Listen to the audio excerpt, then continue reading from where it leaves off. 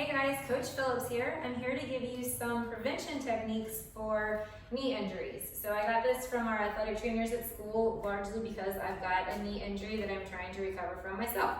So they gave me some tips and I'm going to share them with you. So I'm going to use this is a yoga foam block. You could use a ball also. We only need it for one thing. You actually don't even really need it. And then I have an elastic band. If you have one of the long bands that you can attach and tie to something instead, you can use that as well, or you don't even really need them. Or I've even done these exercises with ankle weights that I put on that don't cause me too much strenuous pain on my knee, but still gives me the resistance to help strengthen my knees, okay? So the first thing that you're gonna do, it's pretty basic, it's just a hamstring stretch. So you just you can just lean forward here and just stretch out your hamstrings. If you want to get a little bit deeper, you can find a chair or a couch and kind of lean into it a little bit there too. Whatever gets you feeling through your back hamstring, whatever flexibility you have or don't have. So you hold each stretch. I'm going to go through these a little bit quicker probably than needed, but you're going to go through each of these maybe 30 seconds. All right, and then you're going to go to the other side. Now, I should just make sure that you know you never stretch a muscle that's not warmed up a little bit first. So maybe you've done some jumping jacks or something like that, or even just gone for a little bit of a walk. Okay, so we're just again doing our hamstrings. So now we're gonna do our quads.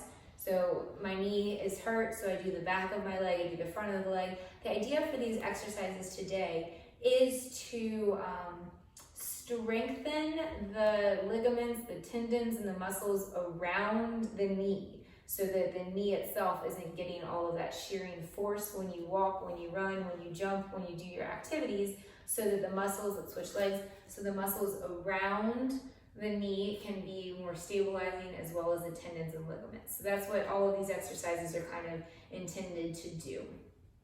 All right, so a nice final little stretch here. Okay, so now the band. I'm gonna use a band. Mine is very light resistance. You can add increasing resistance if you want to. The band makes it a little bit easier for me to show you, but if you have a long elastic band, you could tie it to a door frame, or you could have somebody else just kind of hold it. So what I'm gonna do here, this is gonna be my stabilizer leg, this is gonna be my action leg. I'm just gonna straighten and bend, straighten and bend. And it's not like I'm doing a workout. The intent is not to get sweaty and worn out from this. It's just to give those areas some reminders about how to be stronger. So all I'm doing is just strengthening it and just stretching it right now, okay? So you just switch sides. So this is something you can do a couple times a day. You can come back and do the exact circuit a couple times right now. You're not really gonna do a whole lot to overdo it, but it's definitely something that you could do, and you do feel benefits from doing it. All right, so it's just reminding all of your body components how to work together. All right, so now, this one's a little bit, I'm just gonna go back and in, back and in. All right, so again, maybe about 15 per side. If you need something to hold on to for balance purposes, please do that. Then I would switch sides. I like it down around my ankles as opposed to up around my thigh. I feel like I get a better, the torque is a little bit more on my knee where I want it to be.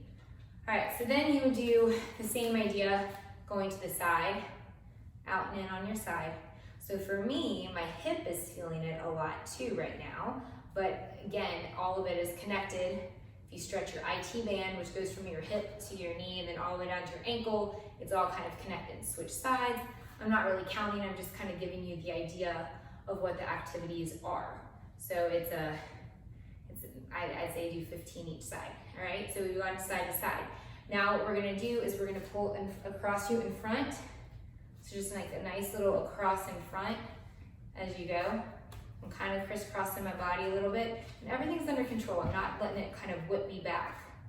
Nice and control. I'm gonna switch sides just so you can see what the motion is. It's nice and slow. All right, good job. All right, now get rid of this band. You can do all the other different directions if you want to as well. You get the gist. Come down to your side, just kind of lay here and just go up and down. Now, could you add a band to it? Absolutely, but we want to make sure that what's being worked is the knee area, all the way around here. So for me, my knee injury is right up here at the top of my knee. You just kind of want to make sure that everything's being stretched. We'll go over to the other side also, just up and down. And again, everything's just nice and under control. I'm not letting things flop and fly all around. Just nice under control as we go here. Some little reminders too, sit up here, don't sink down, sit up here. All right, you could add the bands like I mentioned. Come back here. Now all you're doing for this one, you're leaning back, you're just up and down right here.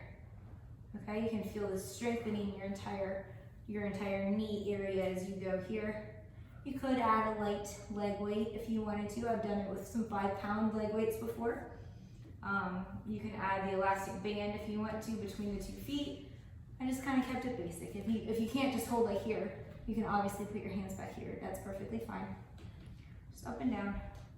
As I've gotten older, I've noticed there's more and more little aches and pains, so I'm trying to be more preventative these days. All right, now I'm gonna use my yoga block. And this is the dreaded wall squat. You can use a ball if you want to instead.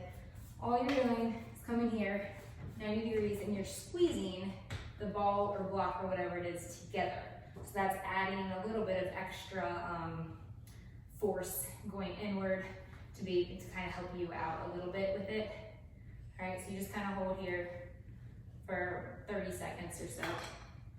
All right, and the last one, this one is the one that actually causes me a little bit of pain, so I'm gonna be cautious with it.